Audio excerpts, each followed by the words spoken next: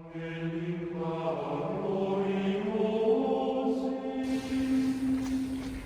today's gospel reading, our Lord tells us not to judge so that we ourselves may not be judged. And then he goes on to say that the measure we use with the judgment we make, you will be judged. And the measure you give will be the measure you get. And some people, when they read this passage, they think, well, they shouldn't make any judgment at all. And our Lord is not saying that. So sometimes the word judge, or to judge someone, can be taken in a very negative sense, in the sense of condemning someone, giving up on that person, thinking that that person is hopeless. And we know this is what our Lord intended to mean, because when we look at this passage in context or in relation to other passages, we know that our Lord does want us to recognize wrongdoing. In other words, we have to judge actions, to recognize wrongdoing, but we shouldn't judge the soul, we shouldn't judge the person, because we don't know what is motivating them to act the way that they do.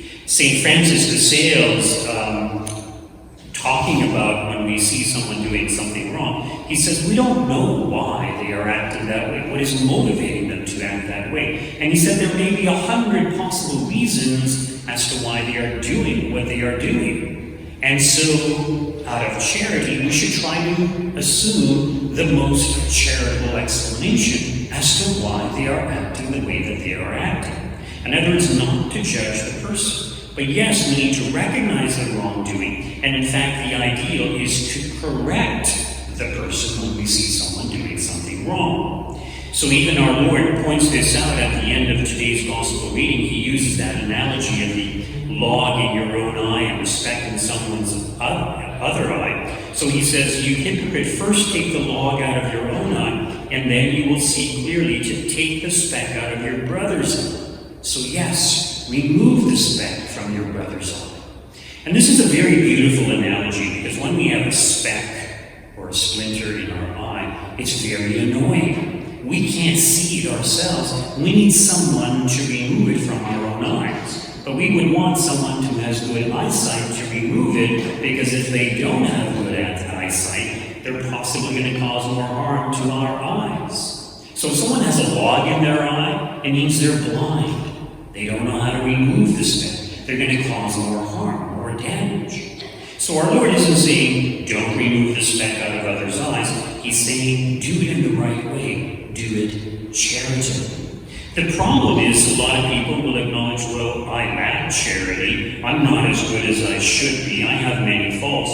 Therefore, I just shouldn't say anything to anyone about their faults. And that's not a good attitude. So our Lord isn't saying that. Our Lord is saying we need to look to ourselves first and foremost, and then to others. But we shouldn't just ignore others simply because we're imperfect. Yes, we need to try to be perfect. This passage, this teaching of our Lord, I think is especially appropriate when we consider the Pharisees and what the Pharisees were like. Now, as you know, the Pharisees were very good about observing all the external precepts of the law, even the most minute details. But, as our Lord points out in various places, they neglected the weightier matters of the law, the things that were really important, such as charity. They lacked charity. And because they lacked charity, they were blind.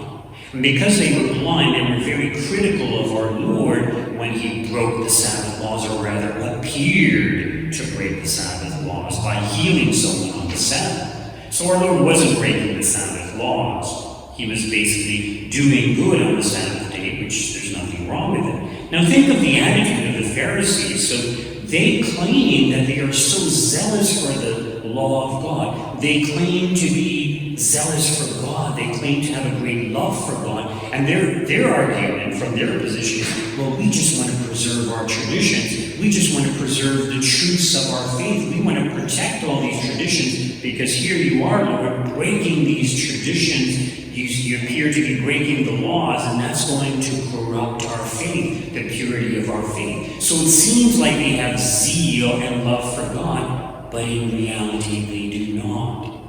And even though they claim to have great love for God, it's obvious that they fail to practice charity towards their neighbor. So they're very harsh in condemning our Lord. They don't want to help the man with the withered hand or whoever our Lord was healing on the Sabbath day. And it's the same with a lot of people even today who are very, very critical of others. They often get angry. And the fact that they get angry, they're already sinning. The fact that they're getting angry, it's an indication that they lack charity. So should we be concerned about wrongdoing? Absolutely. Should we speak out against wrongdoing? Yes. But we have to do it charitably. So people who get angry, they're lacking charity. They're neglecting the weightier matters of the law. And sometimes this manifestation of anger takes place, especially in our homes. Sometimes when we're dealing with strangers or people that are not our family members, it's easier to be polite, to be patient. But sometimes with people who are close to us, our own family members, we just snap. We lose our cool, we blow our top, we say things that we shouldn't. Why? Out of slight annoyances, slight irritations. Just a bad example. Let's say a husband gets angry with his wife because she burns the food or something. He blows his top. Well, isn't that something that you can forgive and overlook? Why do you get so angry? Why does everything have to be so perfect? Are you so perfect? In other words, we are not perfect. None of us are perfect. And if we acknowledge our own imperfections, we should have the compassion to understand that others are imperfect also and will make mistakes. So in the same way we make mistakes, they will make mistakes. Therefore, we should be charitable in forgiving them. So people often are nitpicky, and the fact that they get angry is a sign that they lack true charity. They lack the weightier matters of the law. And the person who burns the food, well, yeah, okay, maybe they were negligent, whatever. But the person who gets angry, they're committing a far greater offense by being angry and causing someone to feel so bad. So we do need to speak out, but we do need to do it charitably. And in fact, our Lord talks about that in another passage when he says if somebody's doing something wrong, take them aside, correct them privately so you don't publicly humiliate them. And if they don't listen to you, bring to others. And if they still don't listen to you, bring the members of the church. And if they still don't listen to you, consider them an outsider. So yes, we do need to correct people. And in fact, it's important for us to correct people in society, so we need to speak out against injustice. So as I mentioned before, many Catholics say, let people do what they want, I'm not going to judge them. Wrong attitude. If we have faults, we should want others to correct us so that we can purify ourselves. Often we are blind to our faults, our own faults. This analogy is very beautiful. We're often blind to the fact that we have a log in our own eye. And when it comes to correcting others, the higher the position of the person in society, or we could say even within the church, the more need there is to correct that person if they are in the wrong. And I draw your attention, on wearing red vestments to celebrate the feast of St. John Fisher and Thomas More, who were martyred for the faith. So the reason they were martyred for the faith is because they refused to accept King Henry VIII's marriage, which was unlawful. So King Henry VIII had been married, he wasn't able to have children, so he divorced or wanted to get an annulment from his first marriage, and the Vatican, or the Pope, granted the annulment. So he was able to marry a second time, but then he still didn't have any children. So he wanted the Vatican to grant him another annulment, and the church said no. This is a valid marriage. This is your second marriage, so you knew what you were getting into. But he rebelled and had his wife killed and married someone else. And of course, a lot of people didn't accept this, including St. John Fisher and Thomas More. And as a result, they were severely persecuted, imprisoned, and eventually killed because of their stance for the faith. In regards to this whole situation, King Henry VIII declared himself the head of the Church of England. So in other words, this was a huge split of the Church, all of England. And the Catholics, those who remained faithful to the papacy, were severely persecuted, and many of them lost their lives. But if it were not for people like St. John Fisher and St. Thomas More, many more souls would have been lost. In other words, this split was very detrimental to the well-being of the entire church, but it also meant that all those people were now going astray.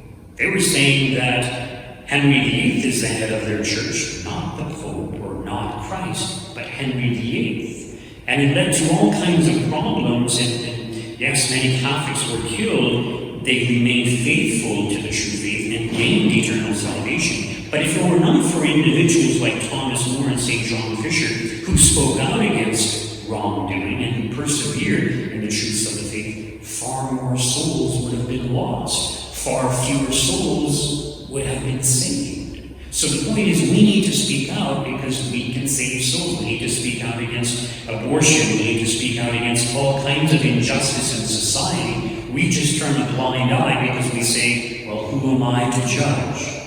No, we are called to speak out. You know, interestingly enough, I believe it was Thomas More, as he was taken to his place of execution, he said, I die the king's good servant, but God's first. God's good servant first. We need to put God first and the ways of God first, and to promote the ways of God in our own lives and in the lives of everyone around us.